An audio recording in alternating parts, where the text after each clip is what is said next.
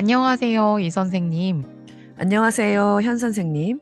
그동안 잘 지내셨어요? 그럼요, 잘 지냈습니다. 선생님도 잘 지내고 계시죠?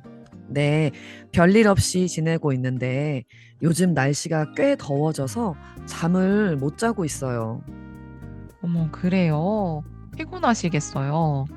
너무 피곤해서 오늘 오전에 이미 커피를 두 잔이나 마셨어요. 피곤할 때 커피만큼 좋은 게 없죠. 원래 커피를 즐겨 드세요? 네, 저는 아침에 일어나자마자 커피를 마셔요. 아, 그래요. 아침에 일어나서 바로 드시는군요. 네, 하루를 커피로 시작하는 편이에요. 선생님은 언제 커피를 마셔요? 저는 보통 오후에 마시는데요. 수업하고 나서 살짝 피곤해질 때쯤 마시면 정신이 확 들어요. 커피를 마시면 잠이 깨잖아요. 카페인 때문이죠? 네. 그래서 회사에 다니는 직장인들도 오후에 커피를 많이 마셔요. 사실 한국 사람들은 카페인에 많이 의존하는 것 같아요. 저는 커피 없이는 하루가 안 돌아가는 것 같더라고요. 와, 선생님도 카페인에 의존하시는군요. 네, 그런 것 같아요. 그럼 선생님은 가장 좋아하는 커피 종류가 뭐예요? 저는 아메리카노를 제일 좋아해요. 아이스 아메리카노요. 정말 추울 때 아니면 아이스 아메리카노를 마셔요. 한국에서는 추운 겨울에도 길거리에서 아이스 아메리카노를 들고 다니는 사람들을 많이 볼 수 있잖아요. 그래서 얼죽아라는 말도 생겼죠. 얼어 죽어도 아이스라는 뜻이에요. 선생님은 얼죽아군요. 네, 그렇다고 할 수 있죠. 선생님은 어떤 커피를 좋아하세요? 저는 라떼를 좋아하는데요. 아무래도 커피는 좀 쓴 편이니까 부드러운 라떼가 좋아요. 쓴맛이 좀 부담스러울 때도 있죠? 산미가 강한 커피일수록 신맛이 강한 것 같아요. 선생님은 신맛이 입에 맞아요? 저는 신맛을 마셔야 잠이 깨요. 그럼 선생님은 커피를 얼마나 자주 마셔요? 거의 매일 마시는 것 같아요. 가끔은 하루에 두 잔씩 마실 때도 있는데요. 와, 커피를 달고 사시는군요. 잠도 깨고 집중력도 올라가고 또 맛있기까지 하니까 저에게는 꼭 필요한 존재인 것 같아요. 음, 네, 오늘은 이렇게 커피에 대해서 이야기를 나눠볼 건데요. 먼저 여기까지 나눈 대화에서 좋은 표현들을 살펴볼까요? 첫 번째 표현, 입에 달고 살다. 어떤 음식을 습관처럼 자주 먹어요. 또는 어떤 말을 습관처럼 반복적으로 해요. 두 번째, 정신이 들다. 여기서 정신은 마음의 자세나 태도를 말해요. 마음이나 태도가 너무 풀어져서 집중력이 떨어졌는데 그때 제대로 생각할 수 있는 상태가 돼요. 정신이 들다는 정신을 차리다와 비슷해요. 세 번째, 의존하다. 의존하다는 기대서 생활한다는 뜻이에요. 다른 사람에게 의존하지 말고 스스로를 믿고 살아야겠죠? 네 번째, 하루가 안 돌아가다. 일이나 상황, 세상이 잘 돌아간다고도 말해요.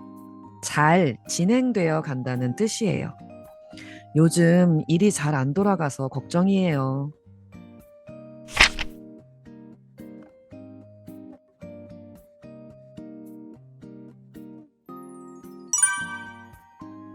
선생님은 언제부터 커피를 마셨어요?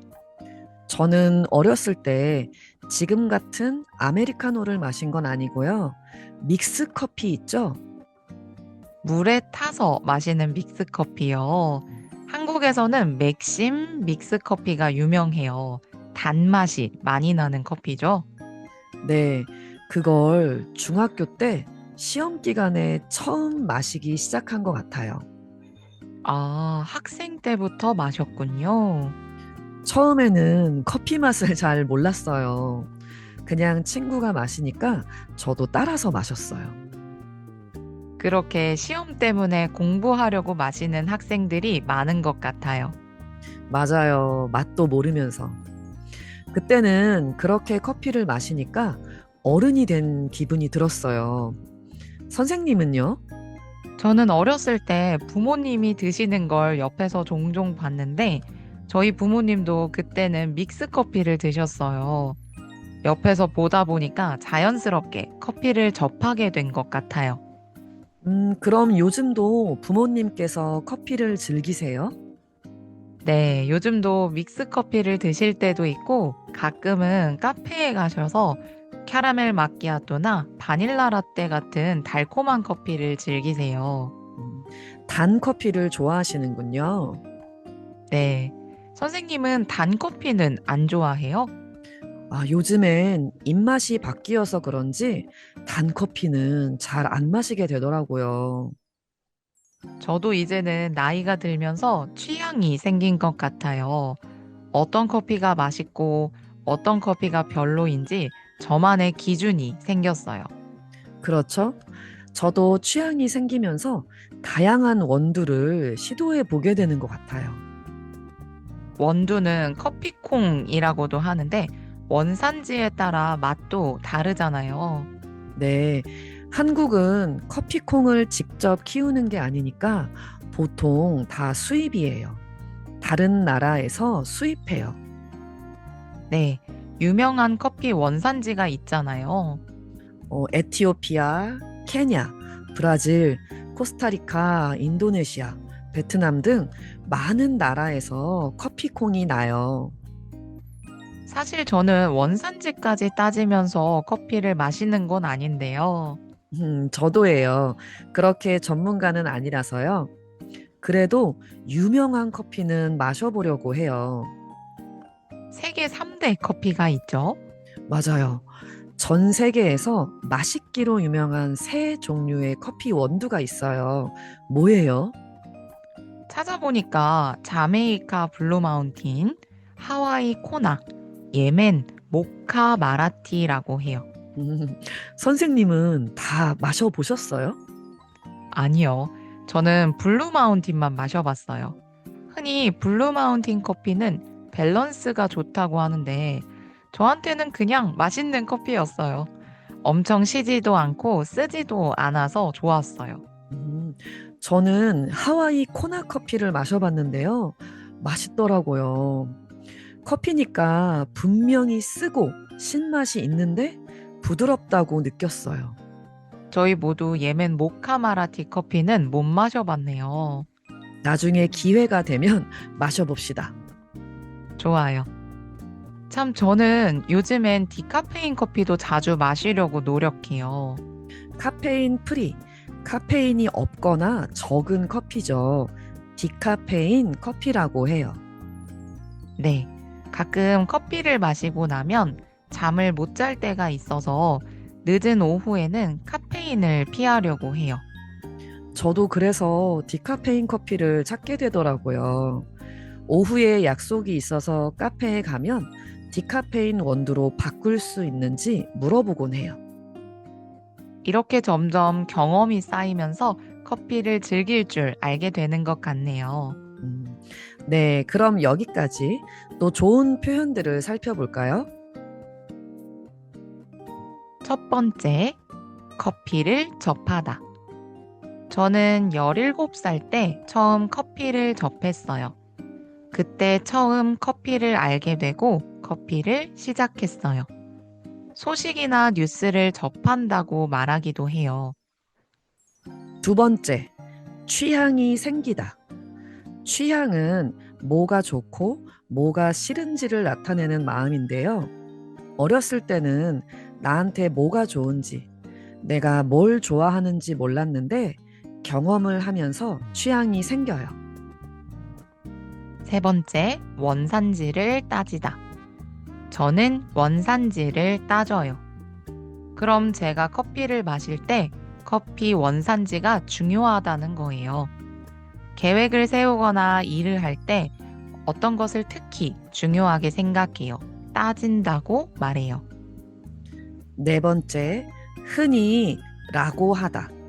흔히는 일상적으로 보거나 듣거나 쉽게 구할 수 있는 거예요. 그래서 보통 많은 사람들이 같은 것을 말할 때 자주 사용하는 표현이에요. 흔히 감기와 사랑은 숨길 수 없다고 해요.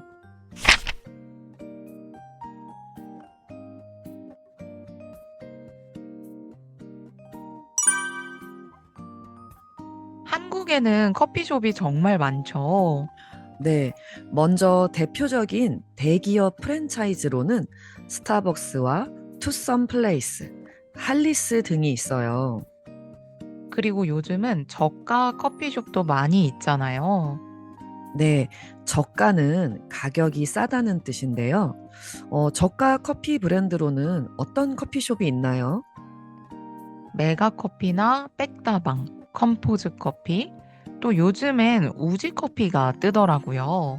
맞아요. 제가 가는 학교 앞에도 얼마 전에 우지 커피가 생겼는데, 글쎄, 460호점이더라고요. 와, 그럼 460번째로 가게가 생겼다는 거네요. 맞아요. 그런데 이곳이 최근에 생긴 곳은 아니니까 그 후에 461, 462, 470 이렇게 더 생겼을지도 몰라요. 정말 카페가 많네요. 그렇게 생각하면 사실 카페가 포화 상태인 것 같아요. 저도 그렇게 느껴요. 저희 집 근처에도 카페가 진짜 많고 지하철역 근처만 가도 정말 가게 건너 가게가 다 커피숍일 때도 있어요. 포화 상태가 무슨 뜻이죠?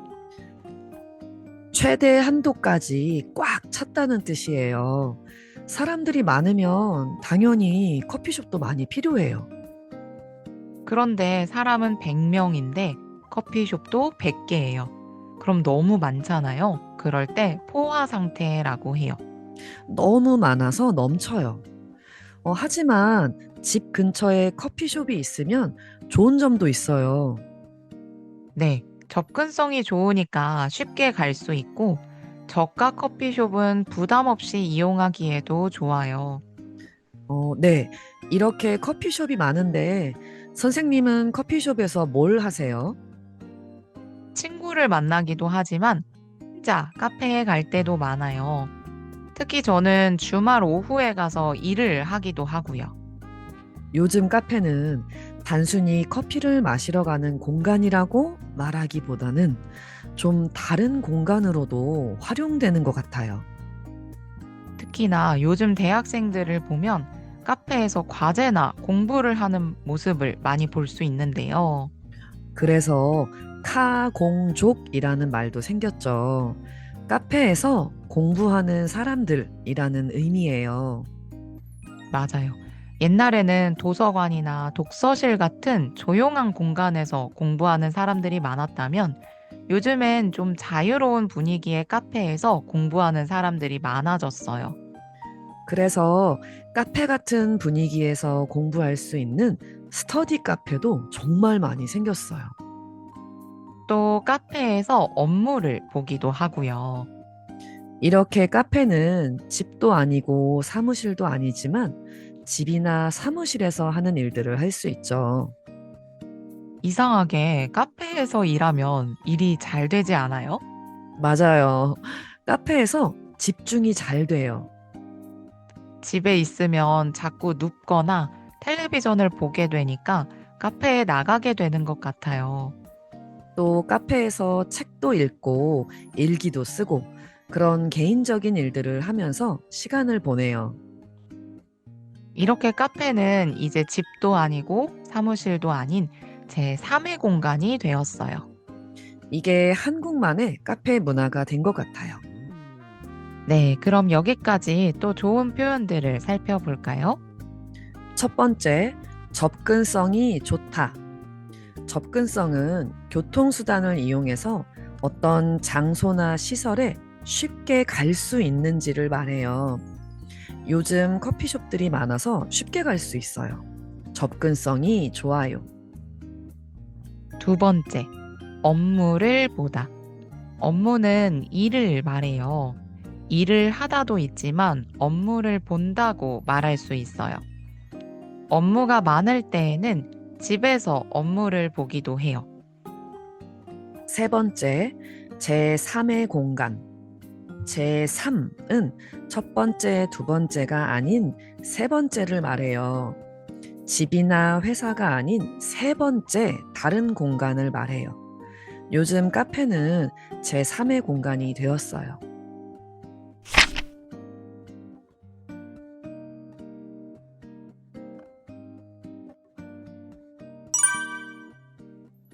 그런데 요즘 커피 값이 정말 많이 오른 것 같지 않아요? 맞아요.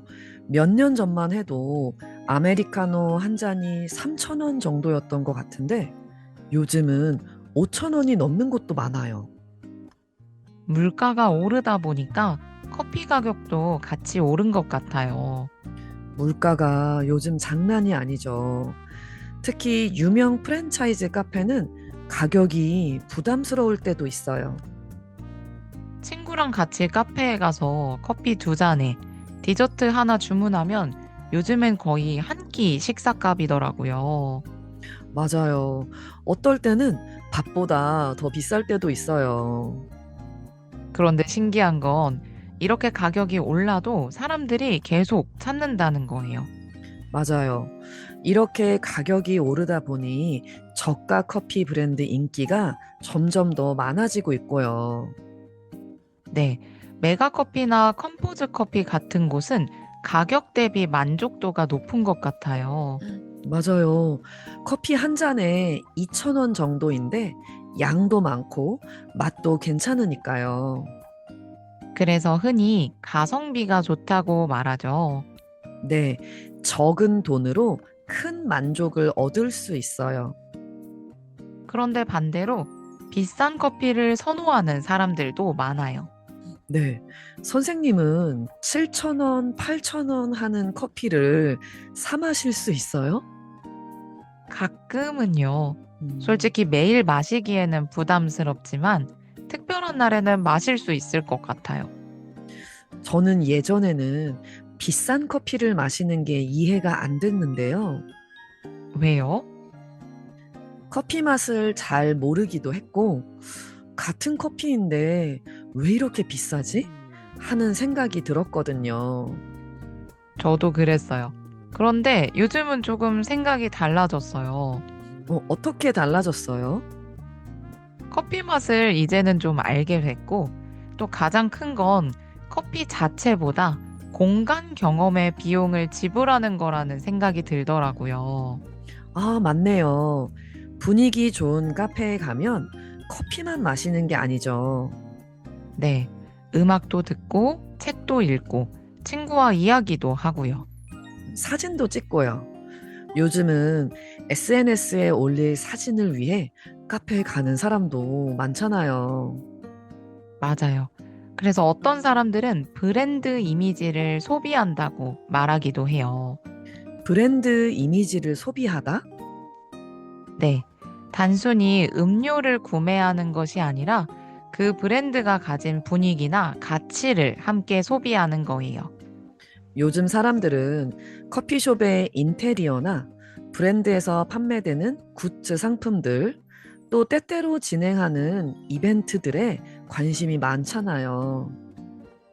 네. 브랜드가 주는 이미지나 경험을 중요하게 생각하는 거죠. 그러고 보니 비싼 카페에 가면 인테리어가 정말 예쁜 곳이 많아요. 맞아요. 편안한 의자도 있고, 콘센트도 많고, 오래 앉아 있을 수도 있고요. 그래서 사람들은 커피값에 자리값이 포함되어 있다고 말하더라고요. 실제로 커피를 테이크아웃 할 때와 매장에서 커피를 마실 때 가격이 다르기도 하죠. 맞아요. 커피값은 단순히 음료 가격이 아니라 공간 사용료도 포함된 셈이죠. 그렇게 생각하면 조금 비싸더라도 이해가 되네요. 네, 물론 사람마다 생각은 다를 수 있지만요. 맞아요. 어떤 사람들은 가성비를 중요하게 생각하고 어떤 사람은 분위기나 경험을 중요하게 생각하니까요. 결국 소비 성향이 달라진 것 같아요. 맞아요. 예전에는 가격을 먼저 봤다면 요즘은 가치나 만족도를 더 중요하게 생각하는 사람들도 많아졌어요. 그래서 소비자들이 가격보다 가치를 중시하는 경향이 있다고 말하는군요. 네. 그래서 비싼 커피라도 돈값을 한다고 느끼면 기꺼이 구매하는 사람들이 많은 것 같아요. 돈값을 하다라는 표현도 재미있네요. 네. 내가 낸 가격만큼의 가치가 있다고 느낄 때 사용하는 표현이에요. 그렇다면 선생님은 저가 커피와 고가 커피 중 어떤 쪽을 더 자주 이용하세요? 저는 평소에는 가성비가 좋은 저가 커피를 마시고요. 특별한 날에는 분위기 좋은 카페에 가는 편이에요. 저도 비슷한 것 같아요. 상황에 따라 선택하는 거죠. 맞아요. 결국 중요한 건 나에게 만족을 주는 소비인 것 같아요. 네, 이번엔 커피 가격과 소비 가치에 대해 이야기해 봤습니다. 그럼 조금 전 대화에서 나온 표현들을 정리해 볼까요? 첫 번째, 가격이 부담스럽다. 가격이 비싸서 사거나 이용하기 어렵다고 느끼는 거예요. 요즘 외식비가 올라서 가격이 부담스러워요.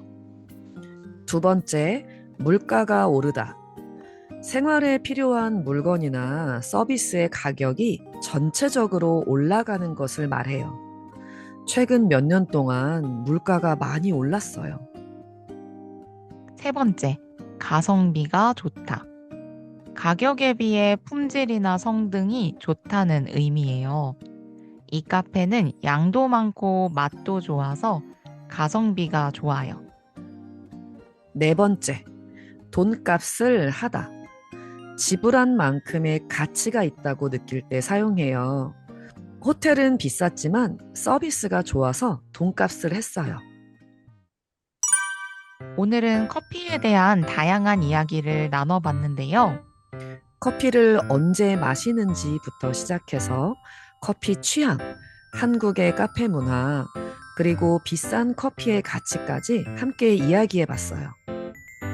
커피 이야기를 많이 했더니 커피가 당기네요.